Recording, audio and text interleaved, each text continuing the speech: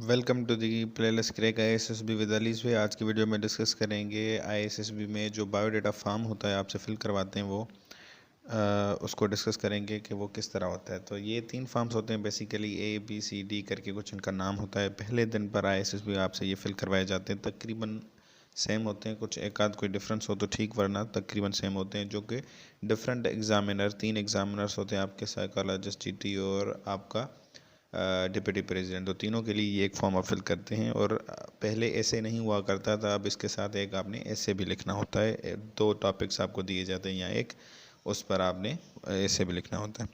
अब biodata form, क्योंकि ये जो फॉर्म है अभी आपकी स्क्रीन पर है तो ये थोड़ा पुराना है, तो अभी नए फॉर्म्स भी जो है वो मे भी थोड़ी स्लाइटली चेंजेस होंगी, इससे ज़्यादा चेंजेस नहीं होगी, क्योंकि ये डिटेल उनको चाहिए होती है इंटरव्यूज़ कंडक्ट करने के लिए, आपका जनरल आपकी एक इमेज बनाने के लिए। सबसे पहले हाइट, तो हाइट आप अपनी मालूम करके जाइएगा इंचेस में या सेंटीमीटर्स में, जैसा आपको अच्छा लगे।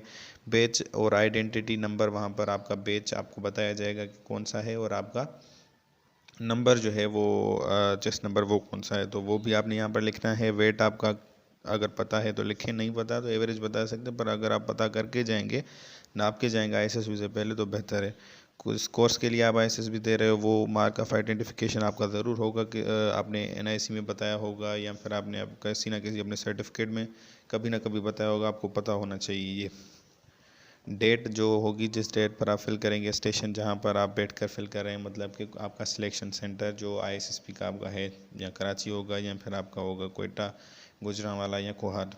तो name in full capital letters में आपने अपना नेम लिखना है। फादर्स नेम कैपिटल लेटर में, you are, date of birth यहाँ पर लिखनी है। एज, एज जो है वो आप क्या करेंगे, ईयर्स यहाँ पर लिखेंगे, मंथ्स यहाँ पर, डेज यहाँ पर। तो ये आप अपनी मालूम करके जाइएगा। आपकी डे ऑफ जो आईएसएसबी की डेट है, उस डेट ऊपर लिखेंगे, नीचे आप अपनी बर्थ डेट लिखेंगे, माइनस करेंगे तो आपको पता चल जाएगा कि आप कितने ईयर्स के हो, कितने मंथ्स के हो और कितने डेज़ के हो। उसके बाद नेक्स्ट जो है वो फिर आगे है कि आपके फादर का एक ऑक्यूपेशन क्या है, तो ये आपको पता होना चाहिए। एग्जैक्ट डेजिग्नेशन या रैंक अगर पता है तो ठीक, नहीं तो अगर नहीं पता तो वो आप अपने वाल से पता कर सकते हैं। फादर्स इनकम क्या है, और फादर के अलावा भी कमाई अगर करते हैं या नहीं करते, तो अगर नहीं करते तो फादर की जो इनकम होगी यहाँ पर आप फैमिली इनकम में रखेंगे। अगर आपकी वालदा या आपके भाई या आप भी कमाते हो तो फिर आपने वालिद की इनकम से मिलाकर टोटल फैमिली इनकम यहाँ पर आप लिखोगे। फादर्स क्वालिफ़िकेशन यहाँ पर, मदर्स क्वालिफ़िकेशन आपकी यहाँ पर आ जाएगी। उसके बाद जो है वो आप कितने जो है वो भाई बहन हैं, और इंक्लूडिंग डेट, अगर कि आपका कोई भाई या बहन आपकी जो है वो डिसीज़्ड है तो वो भी आपने लिखनी है। और आप कौन से कितने नंबर पर हो भाई बहनों में, तो वो आपने यहाँ पर लिखना है। अगर आपका कोई बड़ा भाई है तो आपका उसका एक ऑक्यूपेशन क्या है उसके रिलेटेड, ठीक है, उसकी इनकम कितनी है, कौन सी जगह पर, वो ये सारी डिटेल्स आपको पता होनी चाहिए। और रिलीजन आपका क्या है, आप सुन्नी शिया या देवबंद जो भी हैं तो वो आप यहाँ पर लिखेंगे। कास्ट आपकी क्या है, सब कास्ट क्या है, ये सारी चीज़ें आपने मालूम करके जानी है। मदर टंग आपकी मादरी ज़बान कौन सी है, आप मैरिड हैं या सिंगल, तो अक्सर सिंगल होते हैं लोग, फीमेल लॉन्ग कोर्स में या जो भी है तो वो वहाँ पर सिंगल ही लिखते हैं। अगर आपने शॉर्ट सर्विस कमीशन में किया है और आप मैरिड हैं तो आप बताओगे कि मैरिड हूँ और कितना आपको अरसा हो गया है। और ये फ़ीमेल के लिए है कि वो अपने नेम ऑफ हस्बैंड लिखेंगे। अगर आप मेल हैं तो आप इस यहाँ पर लिख देंगे सिंपली NA नॉट एप्लीकेबल, ठीक है, या इसको ब्लैंक छोड़ दें, आपकी मर्ज़ी है। और ये सारे आपके लिए यहाँ तक नॉट एप्लीकेबल हैं। योर फेवरेट पर्सनालिटी कोई सी भी आप लिख सकते हैं, उसके रिलेटेड आपसे क्वेश्चंस होंगे, आप जस्टिफाई करें, और वाई क्यों, वो जस्टिफिकेशन आपको यहीं पर भी देनी है। उसके अलावा आपकी पर्टिकुलर्स आपने देने हैं। पहले आपने जो आईएसएसबी दी थी, आपका बैच और आइडेंटिटी आपकी क्या थी, और कोर्स कौन सा था, डेट कौन सी थी, रिज़ल्ट उसकी क्या आई, मेडिकल रिज़ल्ट क्या आई अगर आप रिकमेंड हुए उसके बाद, तो ये सारी चीज़ें इसमें आपने फिल करनी है, आगे लिखनी है। उसके बाद एजुकेशन पर आ जाएं आप। एजुकेशन में आपने स्कूल बताना है पहले, ठीक है, यहाँ पर पहले मैट्रिक है तो वो आपने बताना है, कौन से ईयर में आपने क्वालिफाई की, परसेंटेज मार्क्स कितनी थी, अगर कोई उसके लिए स्कॉलरशिप या प्राइज़ मिला था तो वो मेंशन करें, नहीं मिला था तो कुछ भी मेंशन मत करें। एफएससी भी, उसके बाद अगर आगे आपने क्वालिफिकेशन कोई की हुई है तो वो भी, ठीक है, ये सारी चीज़ें आप याद करके जाएंगे, इनके आप सीट नंबर्स भी याद करके जाएँ तो बेहतर है। उसके बाद सोशल एक्टिविटीज़ में कभी आपने किसी एक्टिविटी में पार्टिसिपेट किया था, डिबेट में, ड्रामा में या फिर मैगज़ीन में कोई आपने कोई सी भी चीज़ की है, अगर सोशल एक्टिविटी या किसी ऑर्गेनाइजेशन में आप रहे हो, वहाँ पर आपने एज ए कैप्टन या कुछ भी, तो या प्रेसिडेंट किसी ऑर्गेनाइजेशन के रहे हो तो वो मेंशन करेंगे आप। उसके बाद गेम्स और स्पोर्ट्स, अगर आप गेम खेलते थे कोई तो वो मेंशन करेंगे, उसमें कौन से आर्डर पर आप खेलते थे या आपका स्किल क्या था उसमें। मिसाल के तौर पर क्रिकेट खेलते तो आप बॉलिंग करते थे या बैटिंग करते थे, या उसमें आप कैप्टन रह चुके हैं, कीपर रह चुके हैं, ये सारी चीज़ें उसके रिलेटेड कोई प्राइज़ आपको मिला नहीं मिला तो ये सारी मेंशन करेंगे आप। उसके बाद छठे नंबर पर है do you ever live in hostel, कभी आप हॉस्टल में रहे हो, अगर हाँ तो मेंशन करें कितना अरसा और कितनी एज थी तब आपकी। उसके बाद आपने कभी बाहर आउट ऑफ कंट्री ट्रैवल किया, कंट्री, ठीक है, ऐसा ना हो कि आप प्रोविंसेस लिख दें या आप दूसरे सिटी में चले गए हो आप लिख दें, नहीं, आपसे कंट्री पूछा गया है तो ड्यूरेशन ऑफ स्टे वो भी आपने बतानी है। और what type of friends do you like to have, आपको कौन से फ्रेंड्स पसंद हैं, किस तरह के फ्रेंड्स पसंद हैं, उनकी क्वालिटीज़, आपकी इंटरेस्टेड हॉबीज़।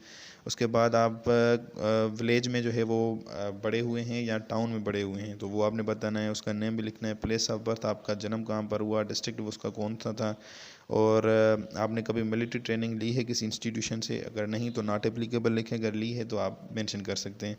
और were you member of NCC, जांबाज फोर, फ्लाइंग क्लब या स्काउट्स में अगर आप कोई कभी मेंबर रहे हो तो वो आप मेंशन करोगे, अगर नहीं तो नॉट एप्लीकेबल या ब्लैंक छोड़ दें, आपकी मर्ज़ी। Age of father if alive, अगर आपका वालिद अलाइव है तो उसकी एज लिखेंगे आप।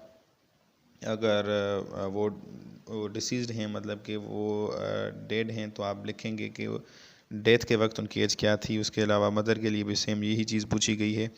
तो ये एक पेज हो गया। उसके बाद दूसरा पेज है कि your age at father's death, अगर आपके वालिद जो है वो डिसीज़्ड हैं तो आप लिखेंगे जब उनकी वफ़ात हुई थी तो आपकी एज क्या थी, ठीक है। मदर के भी सेम, अगर नहीं तो आप नॉट एप्लीकेबल लिख दें। और काज ऑफ डेथ बताना है। और डिड योर फादर या मदर, अगर आपके फादर ने या मदर ने दूसरी शादी की है तो वो भी आपने चीज़ मेंशन करनी है। और अगर शादी की है तो तब आपकी क्या एज थी। और अगर आपको किसी, मतलब अपने पेरेंट्स ने नहीं पाला, किसी और ने पाला है तो वो चीज़ मेंशन करें कि किसने पाला है, अगर पेरेंट्स ने पाला है तो नॉट एप्लीकेबल। तो उसके बाद how much were you absent from school account of illness, कितनी दफ़ा आप जो है एब्सेंट रहे हो अक्सर स्कूल से बीमार होने की वजह से, तो वो आप लिखो। और उसके अलावा वाट सर्जिकल ऑपरेशन है, अगर कोई ऑपरेशन आपकी हुई है तो वो मेंशन करेंगे। Were you ever knocked out, कभी आप बेहोश हो गए हो किसी एक्सीडेंट में या किसी फॉल में, या कोई आपको चोट लगी हो, आप बेहोश हो गए हो, तो वो चीज़ मेंशन करनी है। उसके अलावा ये कुछ डिजीज़ के नेम हैं, इनमें से अगर कोई आपको डिजीज़ है तो आप वो मेंशन करेंगे, उसको टिक करेंगे, ठीक है। उसके बाद नेक्स्ट है कि list your brothers and sisters including yourself from oldest to youngest including those who are dead including step brothers and step sisters. Write B for brother, S for sister, X for yourself, and SB for step brother and step sister for step, ठीक है। do not include cousins, का अब cousins आपने नहीं बताने, अपने भाई बहन बताने हैं एक ऑर्डर से, भले जो अगर वफ़ात कर गया है तो उसका भी जो नंबर का था उस नंबर पर रखेंगे। सबसे पहले अगर आपका बड़ा भाई है तो वहाँ पर लिखेंगे आप बी, उसकी एज लिखेंगे, यहाँ पर उसका ऑक्यूपेशन लिखेंगे, अगर कोई काम नहीं करता तो स्टूडेंट लिख दें, अगर पढ़ता भी नहीं है तो आप कुछ भी लिख सकते हैं। और उसके अलावा दूसरा नंबर पर मिसाल के तौर पर आप खुद हैं तो आप एक्स लिख देंगे, तीसरे नंबर पर आपकी सिस्टर है तो यहाँ पर एस लिख देंगे। अगर आपका स्टेप भाई है या स्टेप सिस्टर है, मतलब आपका सगा नहीं है, दूसरी वालदा से है या फिर इस तरह करके कुछ है सीन, तो वो आप उसके लिए अगर भाई होगा तो एस बी लिखेंगे और सिस्टर होगी तो एस एस लिखेंगे, ठीक है। तो ये सारी चीज़ें थी। और गिव पर्टिकुलर, अब आप अनएम्प्लॉयड हैं तो यहाँ पर लिखेंगे येस, कितने सालों से, कितने माह से, वगैरह वगैरह। और उसके अलावा अगर आपने कोई जॉब की हो तो वो यहाँ पर मेंशन करेंगे सारी चीज़ें उसके रिलेटेड, अगर नहीं की तो नॉट एप्लीकेबल या ब्लैंक छोड़ दें। उसके बाद अगर किसी आर्म्ड फोर्सेस में आपने सर्व किया है तो ये मेंशन करेंगे, अगर नहीं किया तो आप मेंशन नहीं करेंगे कुछ भी। उसके बाद military course other than pre commission, अगर किसी में आप अपने अप्लाई किया है तो वो आप मेंशन करें, और उसमें अगर आप सिलेक्ट भी हुए हैं वगैरह वगैरह तो ये चीज़ें, अगर नहीं तो आप नॉट एप्लीकेबल करेंगे। ये सारी चीज़ें सेम हैं। 14 पर आ जाएं। What career do you intend to adopt if not select, अगर आप सिलेक्ट नहीं हुए तो कौन सा कैरियर आप चूज़ करेंगे और क्यों करेंगे, ये बताना है आपने।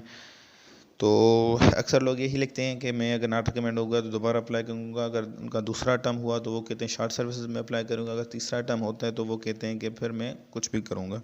तो आप बता सकते हैं अपनी आपकी जो चीज़ होगी। Briefly describe about your unforgettable incident यहाँ पर लिखना है। आपने कोई भी आप एक अपना तैयार करके जाएँ पर अपना खुद का हो, जीनियन हो और बेहतर है। इन्फॉर्मेशन बिलो इज़ करेक्ट, आपने यहाँ पर सिग्नेचर करनी है, परमानेंट एड्रेस बतानी है। तो आपका यहाँ पर फॉर्म जो है यहाँ पर ख़त्म हो गया। तो ऐसे 3 फॉर्म्स होते हैं, थोड़ा ऊपर नीचे होंगे, सेम ही होंगे तकरीबन, तो वो आपने फ़िल करने होते हैं और एक पर्टिकुलर टाइम में फ़िल करने होते हैं। तो इससे पहले ये फॉर्म इस तरह का आप जो है वो बार बार प्रैक्टिस करें, ये सारी डिटेल्स अपनी लिखें अपने पास, लिख कर रखें ताकि आपको कोई मुश्किल ना हो बाद में।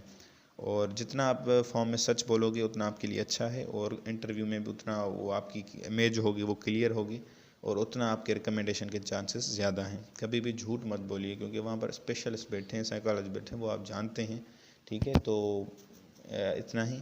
अगर वीडियो आपको अच्छी लगी तो उसको लाइक करें, अगर कोई कन्फ्यूजन है तो कमेंट कर सकते हैं। वीडियो अच्छी है तो अपने दोस्तों में शेयर करें। इस तरह की मज़ीद वीडियो चाहिए तो प्लीज़ यूट्यूब चैनल को सब्सक्राइब करें और बेल आइकन को दबाना ना भूलें। आपके कीमती वक्त के लिए शुक्रिया।